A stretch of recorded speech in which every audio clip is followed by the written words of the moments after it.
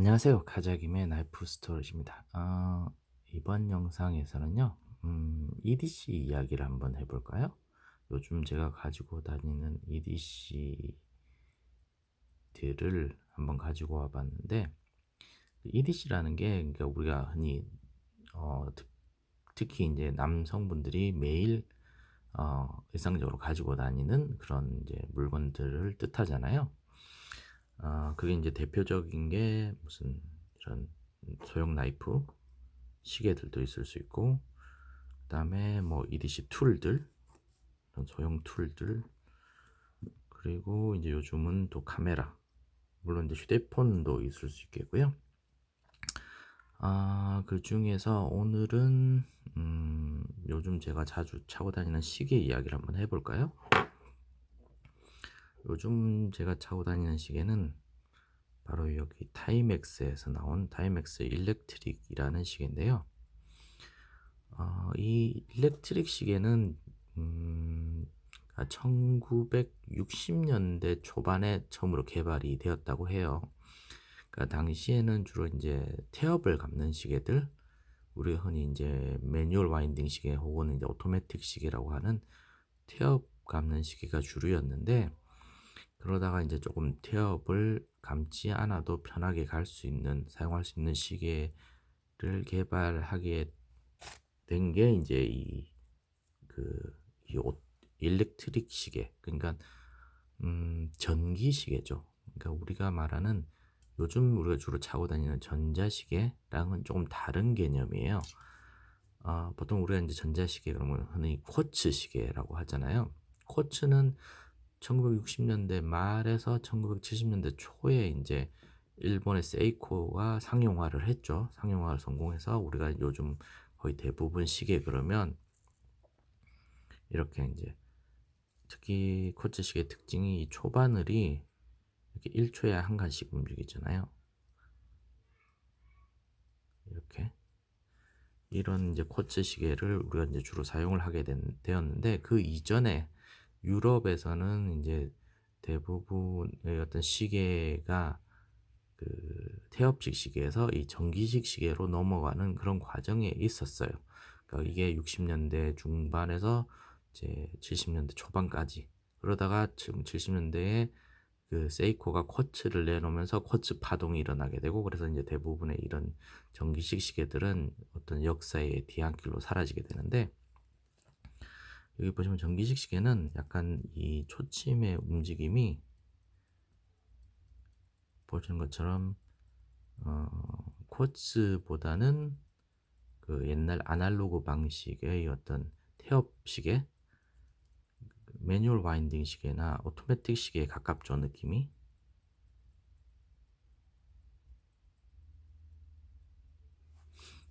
이 구동 방식을 제가 한번 보여드릴게요.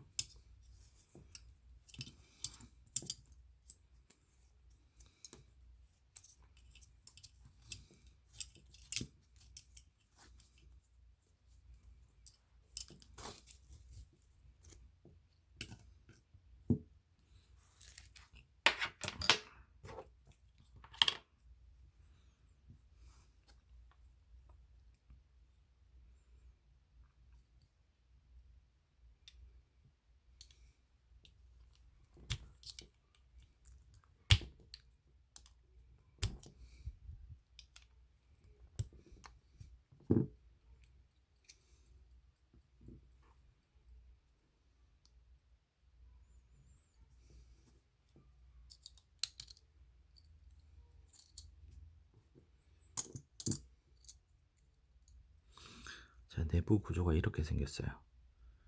요즘의 쿼츠식이랑은 좀 다르죠. 약간의 어떤 그 기계식 시계에 이런 바란스 휠 같은 게 들어있고, 헤어스프링도 들어있고요. 그리고 여기 배터리 넣는 부분도 들어있고요. 여기 이렇게 배터리가 들어가면 이 부분에 이제 바란스 휠이 있잖아요.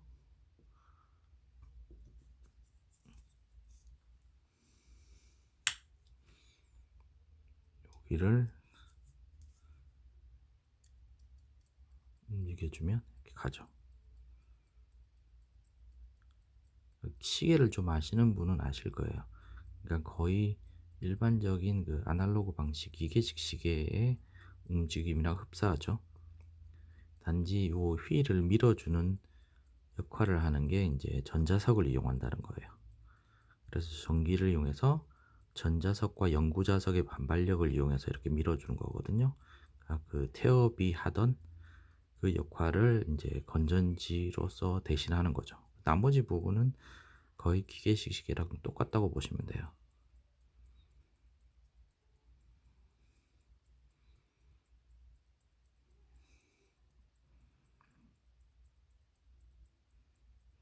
구동 방식도 상당히 심플해요.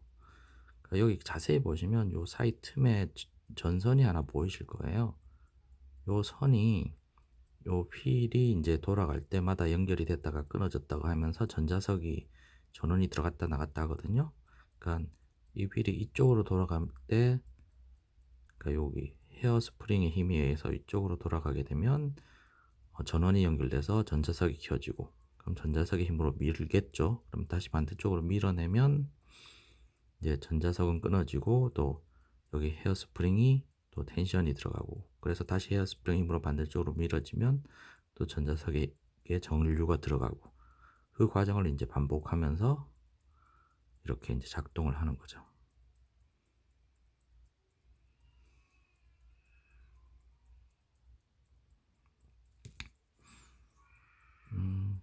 그래서 이제 보통 약간 이런 쿼츠의 전자 기계의 느낌, 이렇게 뚝뚝 끊어지는 이런 느낌이 싫고, 약간의 어떤 아날로그 감성, 빈티지 감성, 아니면 이런 기계식 시계의 감성을 좋아하시는 분이라면 이런 시계도 괜찮을 것 같다는 생각이 들어요. 저 역시도 이제 이런 쿼츠식 느낌보다는 이제 이렇게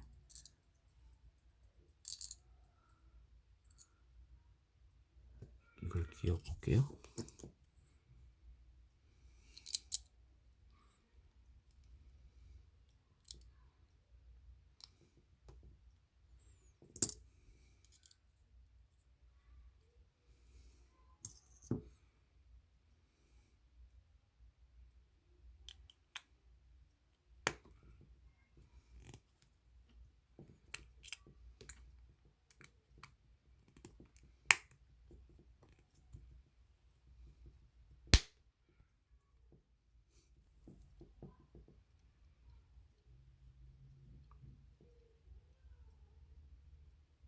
이런 이제 기계식 시계의 어떤 감성을 좋아하시는 분, 이런 뭐라 그러죠? 이렇게 쭉 이어져서 흘러가는 이런 기계식 시계의 어떤 초침의 움직임, 이런 걸 좋아하시는 분이라면 이런 어떤 전기식 시계도 괜찮지 않을까 생각이 됩니다. 저 역시도 이제 그런 면이 좋아서 요즘 이제 이런 이 시계를 주로 이제 차고 다니는 편이고요.